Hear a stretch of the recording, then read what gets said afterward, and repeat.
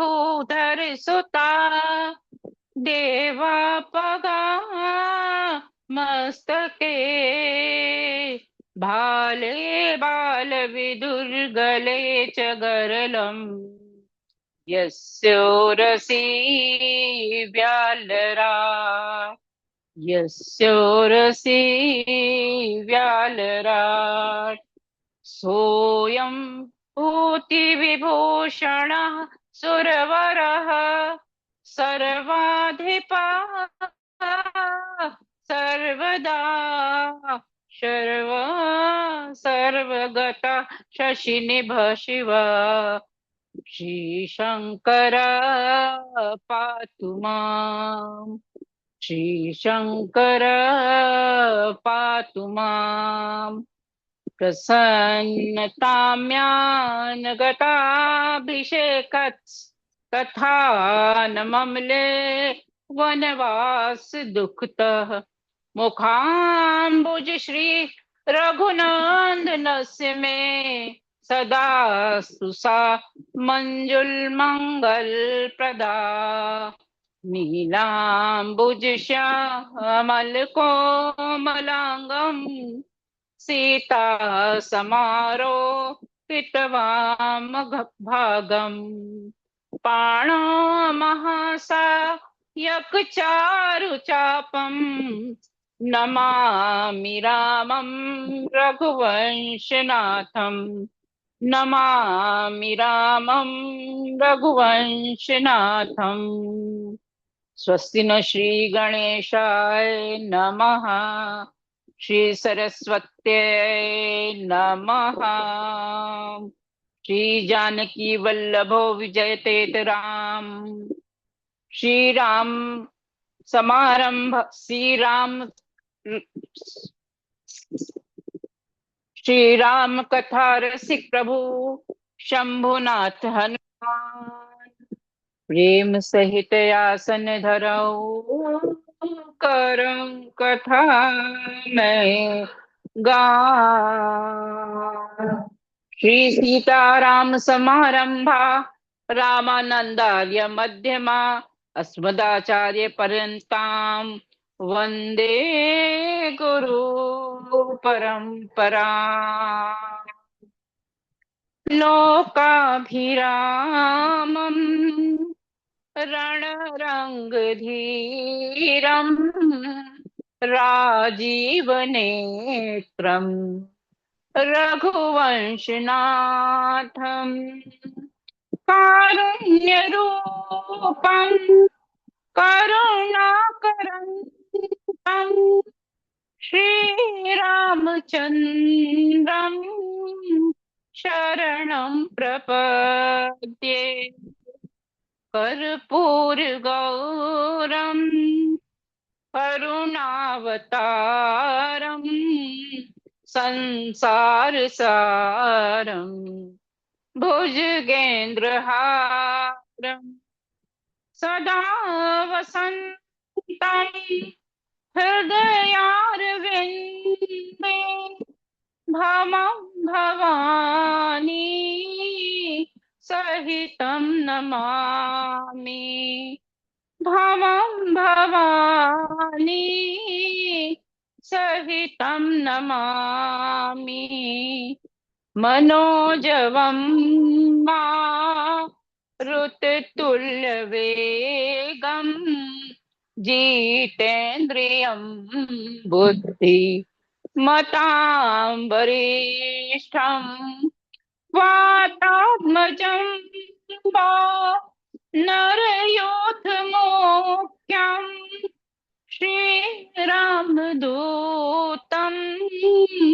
शरणं प्रपद्ये जनकसुता जग जननी जानकी अतिशय प्रिय करुणा निधान की राजीव नयन धर धनुषायक भगत विपति भंजन रघुनायक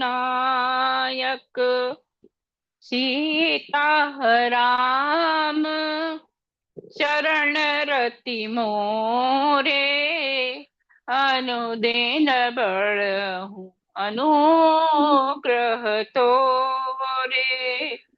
जहि विधि नाथ होय हित मोरा, तो बेगी दास मैं तोरा। करो से बेगी दास मैं तोरा। सिया राम मैं सब जग जानी, करहु प्रणाम जोरि युग पानी। सिया राम भजो बारंबार, चक्र सुदर्शन है रखवारा। बोलिए सियावर रामचंद्र भगवान की जय, पवन सुत हनुमान की जय। उमापति महादेव की जय। अनंत आनंद अखिलांड कोटि ब्रह्मांड नायक भगवान श्री राम के चरणों में बारंबार प्रणाम है, वंदन है, नतवंदन है। बुद्ध भावन श्री शंकर भगवान के चरणों में बारंबार दंडवत प्रणाम है। श्री हनुमान जी के चरणों में बारंबार दंडवत प्रणाम है। पूज्यपाद गोस्वामी तुलसीदास जी के चरणों में बारंबार नमन है, बारंबार नमन है। तुलसीदास जी जो कवि कुल शिरोमणि भी कहे जाते हैं, उन्होंने यह रामचरितमानस की रचना करके हम लोगों के ऊपर अत्यधिक उपकार किया है। हम लोग जैसे साधारण मनुष्य जो सत्य को देख सकने में असमर्थ हैं, उन्हें रामचरितमानस एक मार्ग, एक पथ प्रदर्शक के रूप में अवश्य उपलब्ध है। इच्छा हमारी या आपकी है कि हमको किस पथ पे चलना है। आज वहीं से हम आरंभ करते हैं जहां पर अपने षष्ठम वक्तव्य को हमने खत्म किया था। बिल्कुल वहीं से आरंभ करेंगे। वहां पे हमने आपने और हमने जाना था कि देवता त्राहि माम करके भगवान नारायण से प्रार्थना करते हैं कि भगवान रक्षा कीजिए। धरती माता एकदम विचलित हुई जाती हैं राक्षसों के अत्याचारों से और गौ बनकर मुनियों के पास जाती हैं। मुनि जाते हैं नारायण के पास। देवता नारायण की प्रार्थना करते हैं, जय जय सुर नायक जन सुखदायक प्रणत पाल भगवंता, गोद्विज हितकारी जय सुरारी सिंधु सुता प्रिय कंता। इस तरह से देवता प्रार्थना करते हैं। तभी आकाश में आकाशवाणी होती है, जानि सब सुर भूमि सुनी वचन समेत सने, गगन गिरा गंभीर भई हानि शोक संदेह, जनि डर पहु मुनि सिद्ध सुरेशा, तुम ही लागी धर हऊ नरवेशा, अनशन सहित मनुज अवतारा, ले हूं दिन कर वंशुधारा। हे देवताओं, हे प्राणियों, तनिक भी दुख न करो, तनिक भी शंका न करो। मैं उचित अवसर जान के दिनकर के वंश में मनुष्य के रूप में अवतरित होने वाला हूं, इस धरती का भार हरण करने के लिए। इसलिए आप सब बिल्कुल शंका रहित हो जाइए। मैं और अब मनुज रूप में इस धरती पर अवतरित होने वाला हूं।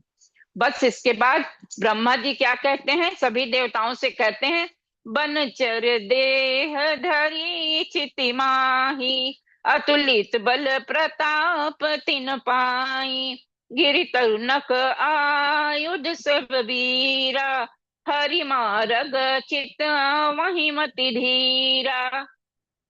तो ब्रह्मा जी कहते हैं कि अब भगवान मनुज रूप में धरती पर अवतरित होने वाले हैं, तो हम सबको भी उनके इस नेक काज में सहायक बनकर इस धरती पर उनसे पहले जाना पड़ेगा और उनके स्वागत की तैयारी करनी होगी। सभी देवता बानर और रीछ बनकर विभिन्न मनुज रूप में, बानर रूप में, रीछ रूप में इस धरती पर चले जाएं, अपने अपने कार्य काज को संभाल लें और भगवान के आने की राह देखें। भगवान सभी बानर और रीछ बनकर उस मार्ग की ओर देखते हैं कि भगवान कब आएंगे, कब आएंगे। ब्रह्मा जी जो है वो जामवंत के रूप में जाते हैं, हनुमान जी जो है भगवान शंकर हनुमान जी का रूप धर के जाते हैं, बाली जो है वो इंद्र बनते हैं और सुग्रीव जो है वो सूर्य नारायण ही उनका वेश धर के जन्म लेते हैं। तो इस तरह से सभी जितने देवता सहायक के रूप में जो स्वर्ग लोक में, नारायण लोक में और ब्रह्म लोक में, शिव लोक में रहते हैं, वे सभी भगवान के काज में उचित सहयोग देने के लिए इस धरती पर पहले ही आ जाते हैं उनके स्वागत के लिए। अब क्या होता है, राजा दशरथ जो रहते हैं धर्म के अखंड पालन करने वाले, एक दिन आईने में अपने बालों की सफेद लकीरों को देखकर उन्हें एहसास होता है, उन्हें यह ज्ञान हो जाता है कि शायद अब मैं बूढ़ा हो चला हूं, जीवन का चौथापन आ गया, परंतु अब तक कोई सक्सेसर, कोई मेरा वंशज नहीं है, मेरा कोई पुत्र नहीं है, ऐसा सोचकर वे दुखी हो जाते हैं। और हर समय मतलब एक ही जगह है उनके गुरुदेव वशिष्ठ, जहाँ पे वो जो अपने स्नेह भरे वशिष्ठ वचन बोलते हैं, उनको सलाह देते हैं, जिसको राजा दशरथ हमेशा पालन करते हैं। गुरु वशिष्ठ के यहाँ जाते हैं राजा दशरथ और बोलते हैं, गुरुदेव जीवन के चौथेपन पे आ गया हूं, परंतु मेरे अभी तक कोई पुत्र नहीं हुआ है। तब एक शंका व्यक्त करते हैं कि अब मेरे कुल का क्या होगा। तब जो गुरु वशिष्ठ हैं वो क्या कहते हैं, सुनिए। गुरु ग्रह गया तुरत महिपाला, चरण लागी करी विनय विशाला, निज दुख सुख सब ही गुरु ही सुनायहूं, कहीं वशिष्ठ बहु विधि समझायूं। बहुत प्रकार से गुरु वशिष्ठ ने राजा दशरथ को समझाया कि राजा तुम एक पुत्र के लिए चिंता कर रहे हो और तुम्हारी आंखों में अश्रु की धारा बह चली, तुम्हारे एक नहीं तुम्हारे 4-4 पुत्र होंगे, चिंता मत करो। प्रसन्न होके लौट आते हैं राजभवन में और गुरु वशिष्ठ ऋषि श्रृंगी को बुलवाते हैं यज्ञ करने के लिए, पुत्र कामना यज्ञ। यज्ञाचार कौन बनता है, ऋषि श्रृंगी। और संकल्प लेते हैं गुरु वशिष्ठ किसकी ओर से, राजा दशरथ की ओर से। जो आहुति पड़ती है यज्ञ में वो गुरु वशिष्ठ डालते हैं कि राजा दशरथ के मनोरथ को पूर्ण करने के लिए गुरु वशिष्ठ ने संकल्प लिया, जो संकल्प किसी भी कीमत में यानी किसी भी तरह से पूरा होगा ही। अब यज्ञ भगवान बड़े प्रसन्न होते हैं, यज्ञ देव अग्निदेव के रूप में निकलते हैं और उनके हाथ में एक खीर का कटोरा रहता है। खीर का कटोरा वो गुरु वशिष्ठ को देकर बोलते हैं, इसे उचित भाग में रानियों को प्रदान कर दो। गुरु वशिष्ठ राजा दशरथ को खीर का कटोरा देते हैं और बोलते हैं, इसके 2 भाग करिए राजन, एक भाग रानी कौशल्या को दीजिए और दूसरा भाग को भी 2 भागों में करिए, एक भाग कैकेयी को दीजिए। जो बचा हुआ भाग है उसके 2 भाग करिए, जिसे एक कौशल्या रानी को दीजिए पुनः और रानी कैकेयी को दीजिए और उनसे बोलिए कि वो प्रसन्न चित्त होकर एकदम आनंदित आह्लादित व्यवहार के साथ दोनों जने सुमित्रा को वो खीर प्रदान करें। इस प्रकार जैसा कहा जाता है वैसा ही अनुसरण राजा दशरथ करते हैं, और सबको पूरे अवध में ये सूचना या ये खबर चली जाती है कि दशरथ, राजा दशरथ के घर पुत्रों का जन्म होने वाला है। अब राजा दशरथ बड़ी ही मतलब गंभीर मुद्रा में इधर से उधर समय आ गया कि अब पुत्र का जन्म होने वाला है। एक निश्चित समय में पुत्र जन्म या संतान का जन्म होता ही है, तो वो समय आ गया। कैसे, देखिए, जोग लगन ग्रह बार विधि सकल भय अनुकूल, चर अरु अचर हर्ष जुत राम जन्म सुख मूल। नवमी तिथि है, मधुमास है, न ज्यादा गर्मी है न ज्यादा सर्दी है। हम लोग अप्रैल में ही अधिकतर रामनवमी जो है ना, वो चैत के नवरात्र की नवमी जो है वो अप्रैल और बहुत हुआ तो मार्च के एंड में आती है। उस समय मौसम न गर्म रहता है न सर्द रहता है, सुखमय मौसम कहा जाता है। तो ऐसे ही सुखमय मौसम में राजा दशरथ के घर पुत्रों का जन्म होना है। राम के जन्म का इंतजार हो रहा है, रास्ता देखी जा रही है। अब क्या, मध्य दिवस अति शीत न घामा, पावन काल लोक विश्रामा। मध्य दिवस हो गया, 11:30 बजे का समय है, मंगलवार का दिन था, और बस अब जन्म का समय आ गया। राजा दशरथ बार बार दासी से पूछते हैं कि पता चला, पता चला। दासी उनको बोलती नहीं नहीं अभी हो, मतलब होगा, ठहरो। जैसे सामान्यतर तौर पे जो घर वाले हैं वो चिंतित होते हैं, बाहर उन्हें नहीं मालूम होता है कि अंदर क्या चल रहा है। अब यहाँ क्या होता है कि राम का जन्म किस तरह से होता है। रानी कौशल्या के अंक से एक बहुत तेज प्रकाश का पुंज निकलता है बाहर, और 4 भुजाधारी आयुधों से सजे हुए भगवान नारायण खड़े हैं रानी कौशल्या के सामने। उसका चित्रण गोस्वामी तुलसीदास जी ने कुछ इस प्रकार किया है। भय प्रगट कृपाला दीन दयाला, कौशल्या हितकारी, हर्षित महतारी मुनि मनहारी, अद्भुत रूप निहारी।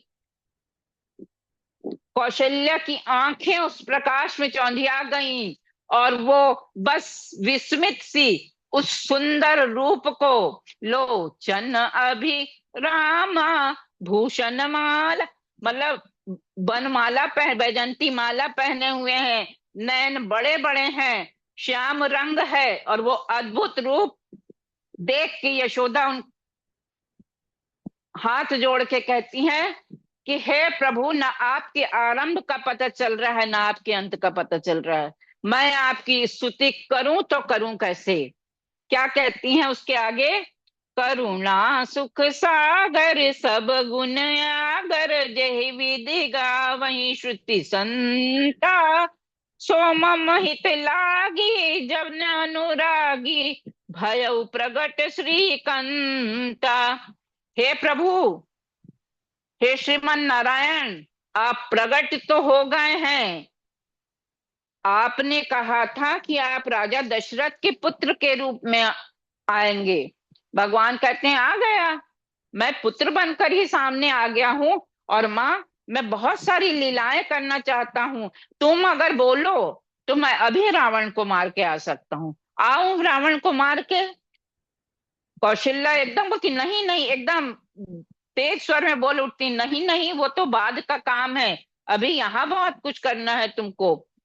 कोई यदि सुनेगा कि मेरा इतना बड़ा पुत्र हुआ है तो सब हंसेंगे नहीं मुझ पर। तो नारायण बोलते हैं तो कहो मां, मैं कैसे करूं, मैं क्या करूं। बोले नहीं, बच्चा छोटा सा जन्म लेता है, शिशु रूप में जन्म लेता है, तुरंत भगवान शिशु रूप में गोदी में आ जाते हैं। नारायण समझ जाते हैं कि माँ का विवेक जाग गया है, माता अब ध्यान से, मतलब वो मेरे रूप को समझ रही हैं और जान रही हैं। तुरंत शिशु रूप में गोद में आ जाते हैं और हाथ पर अच्छा हिलाते हैं, आंख बोलते हैं। तो पूछते हैं अब ठीक है माँ? रानी कौशल्या बोलती है नहीं नहीं, अभी भी ठीक नहीं है। शिशु जब जन्म लेता है तो होते साथ वो बात नहीं करता है। नारायण फिर पूछते हैं तो क्या करता है? रोता है। उसके बाद सुनिए कि सुनी वचन सुजाना, रोदन ठाना, होई बालक सुर भूपा। ये चरित जगा वही हरि पद पावही, ते न परहि भवकूपा। तुरंत बच्चा रोने लगता है। किवाड़ से दासी कान लगाए रहती है। रोने के बच्चे की रोने की आवाज सुनते ही दौड़ी दौड़ी सब एक दूसरे को ढकेलती हुई जाती हैं कि मैं पहले पहुंचूंगी और ये अच्छी खबर मैं पहले दूंगी। दासियों में होड़ लग जाती है। सब बोलती हैं कि हम पहले आके बताएं। ये जिसका आपको इतने देर से बेसब्री से आप रास्ता देख रहे थे हे राजन, वो खबर पहले हम लेके आए हैं। राजा दशरथ बोलते हैं अरे इतना मत हड़बड़ाओ, सबको मिलेगा, खजाना खुला है, जिसको जो चाहिए। तुमको कंगन चाहिए तुम कंगन ले लो, तुमको अंगूठी चाहिए तुम अंगूठी ले लो, तुमको पैसा चाहिए तुम पैसा ले लो, जिसको जो चाहिए खजाना खुला है ले लो। और राजा दौड़ पड़ते हैं नंगे पैर, खुद ही बाजा वालों को बोलने कि बाजा बजाओ।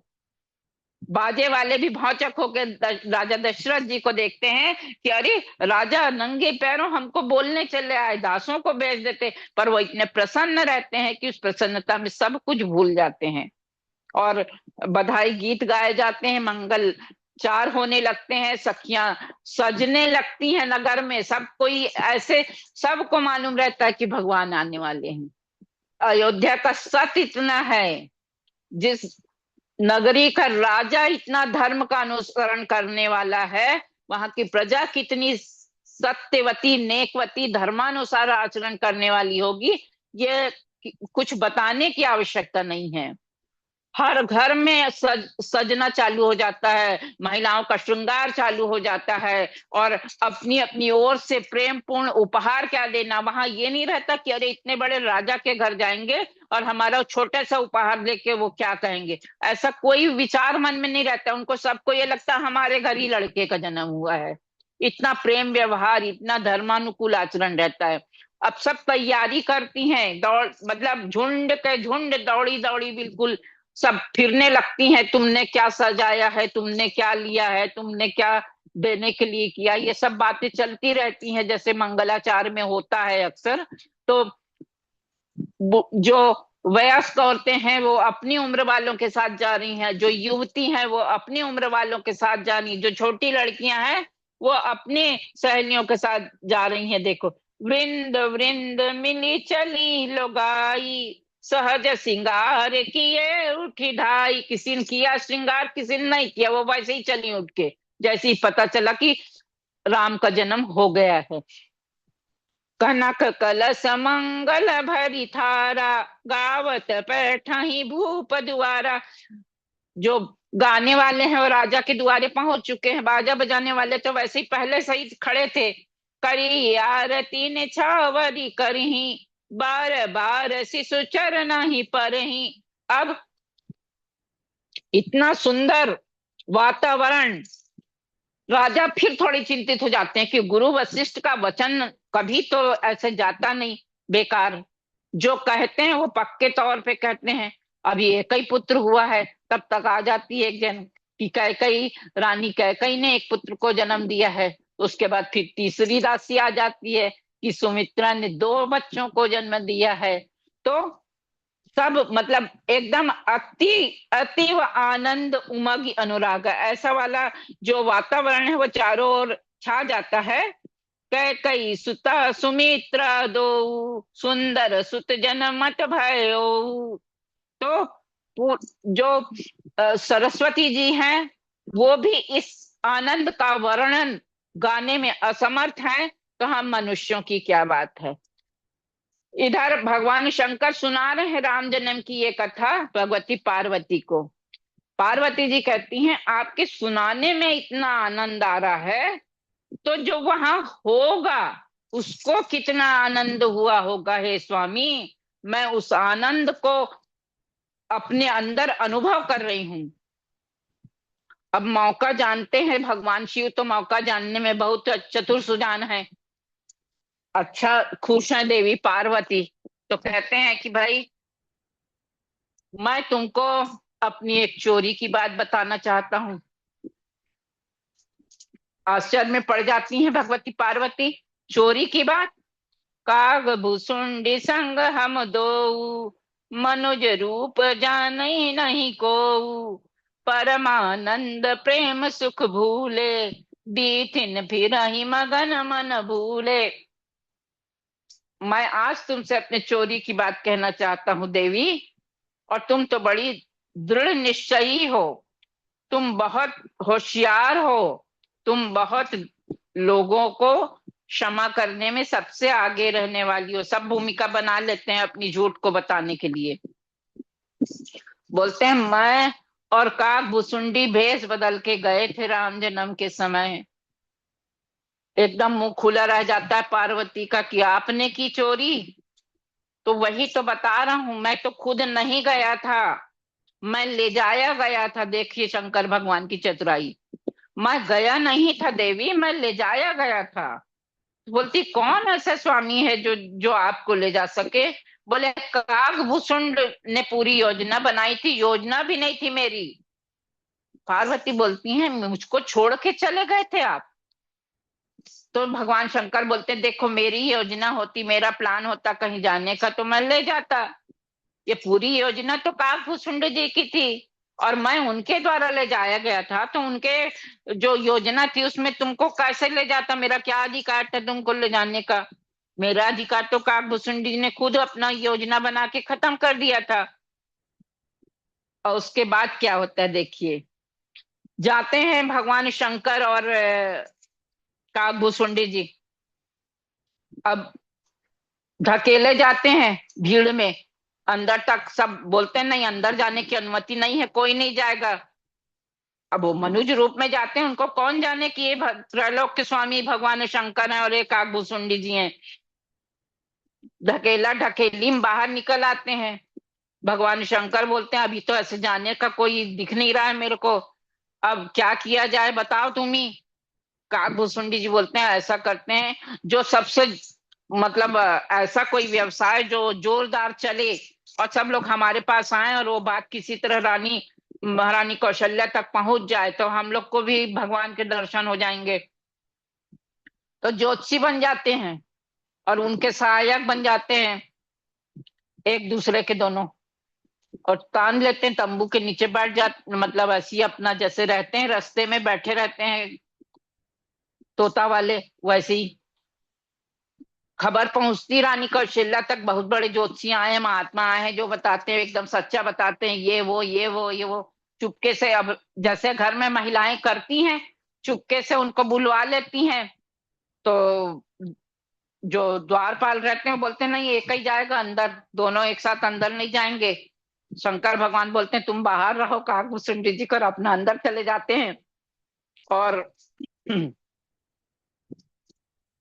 भगवान को गोदी ले लेते हैं।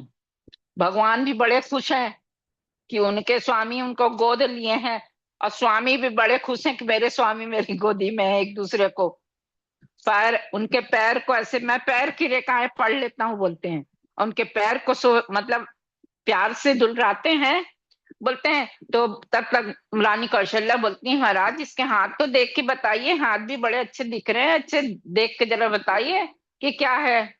बोले नहीं, शंकर भगवान को सूझता है भाई काकभूषुंडी में जाऊंगा बाहर बहुत चिल्लाएंगे, गुस्सा होंगे, उससे अच्छा उनको भी किसी तरह अंदर बुला लूं। तो बोलते हैं भाई हाथ तो मैं नहीं जानता, हाथ वो जो मेरा साथी है ना वो जानता है। तो बोलते हैं बुलाओ उसको, बुलाओ अंदर भाई। काकभूषुंडी भी अंदर आ